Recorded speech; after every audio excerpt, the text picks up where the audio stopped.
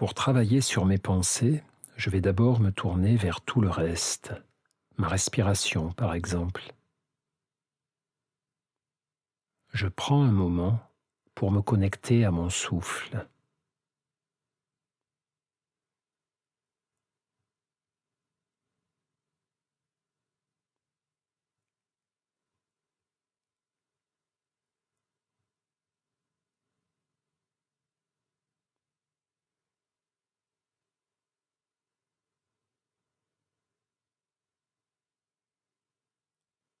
Puis, du mieux que je peux, je prends aussi conscience de l'ensemble de mon corps, tel qu'il est, ici et maintenant.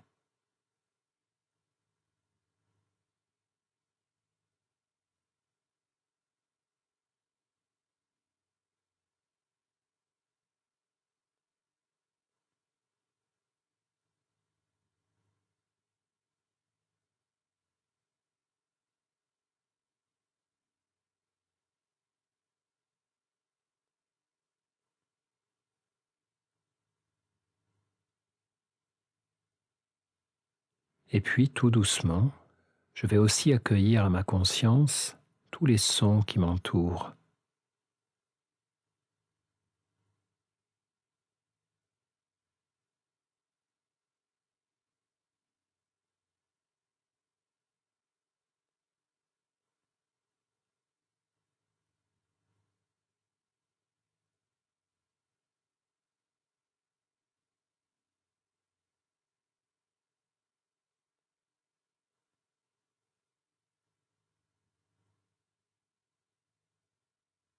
Je laisse mon corps respirer, ressentir, écouter, encore et encore.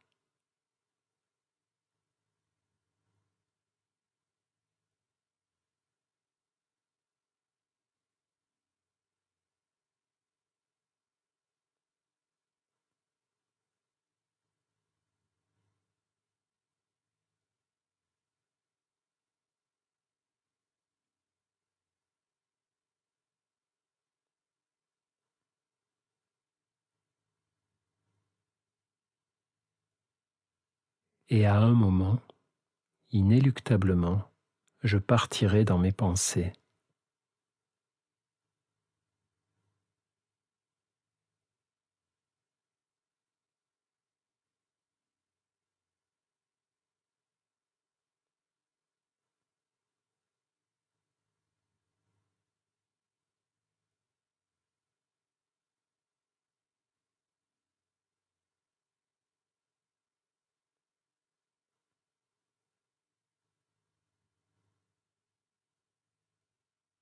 Le vagabondage de la pensée est normal.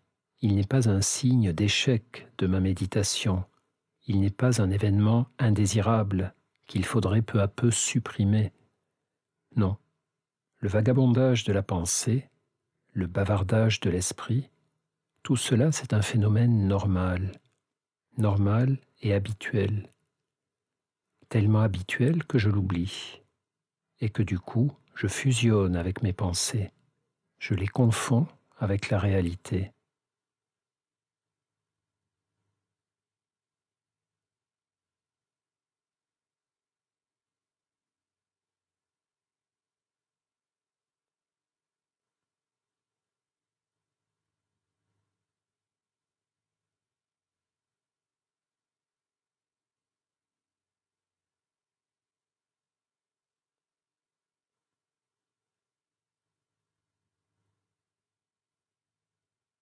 La pleine conscience me permet d'observer clairement ce phénomène et de m'entraîner tranquillement à davantage de recul envers le bavardage de mon esprit.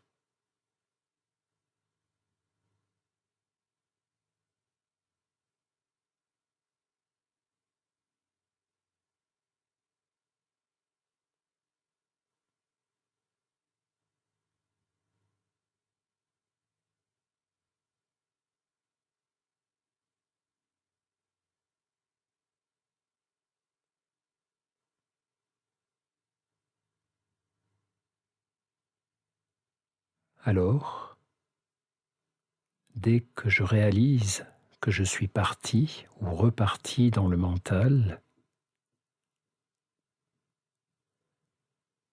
dès que je réalise que je ne suis plus centré sur l'instant présent, mais en train de planifier, de prévoir, de ruminer, de ressasser, d'imaginer, de juger,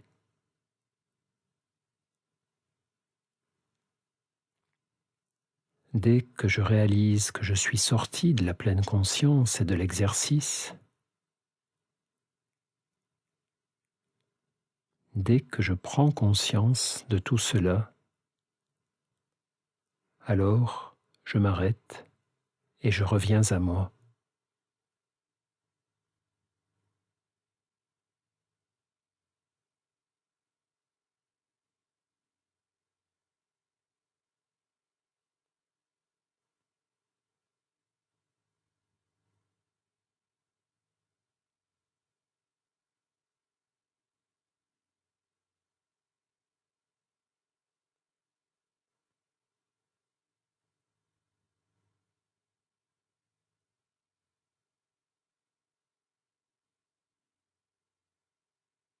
Le vagabondage de mon esprit n'est pas un problème. Il est une occasion de comprendre et de travailler.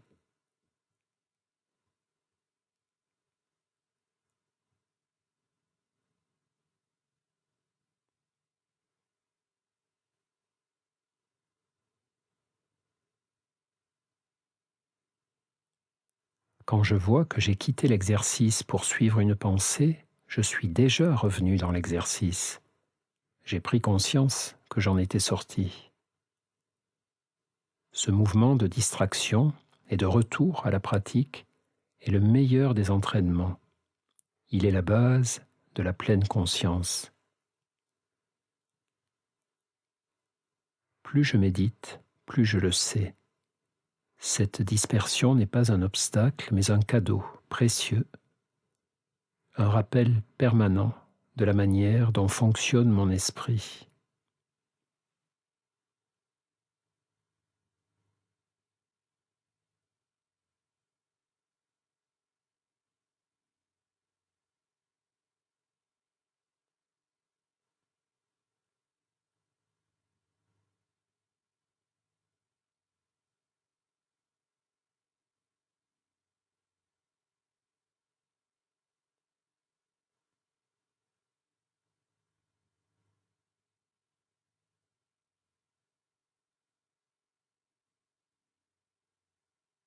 Certaines de mes pensées et de mes émotions sont si convaincantes et si puissantes qu'elles se présentent comme la réalité elle-même. Si une pensée me dit « je n'y arriverai pas », alors je réagis comme si c'était vrai, et mon corps, mon cœur réagissent comme si c'était vrai. Si une émotion d'angoisse ou de désespoir me submerge, si j'ai le sentiment que c'est la catastrophe, alors je réagis comme si c'était vrai. Mon corps et mon cœur réagissent, là encore, comme si c'était vrai. Et cela me fait souffrir.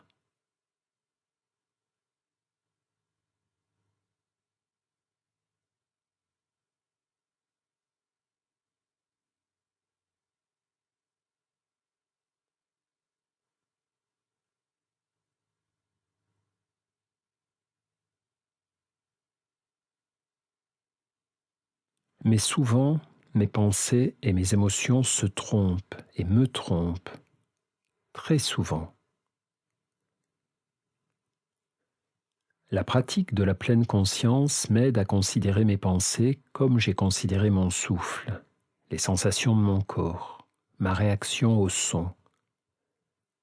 Beaucoup de mes pensées sont des phénomènes qui vont et viennent, apparaissent et disparaissent, si je me contente de les observer. Tout comme j'observe des nuages qui passent dans le ciel, des feuilles qui courent sous le vent, je peux observer mes pensées.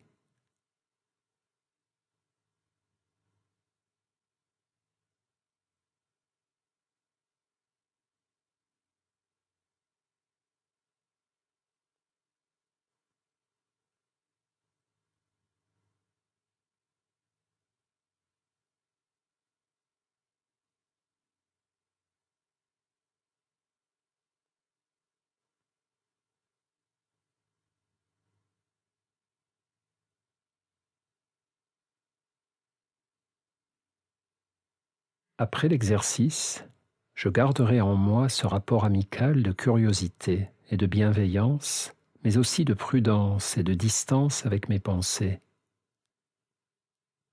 Les automatismes de mon esprit peuvent à la fois m'aider et me tromper. Je vais juste m'efforcer d'être plus souvent dans la conscience de cela.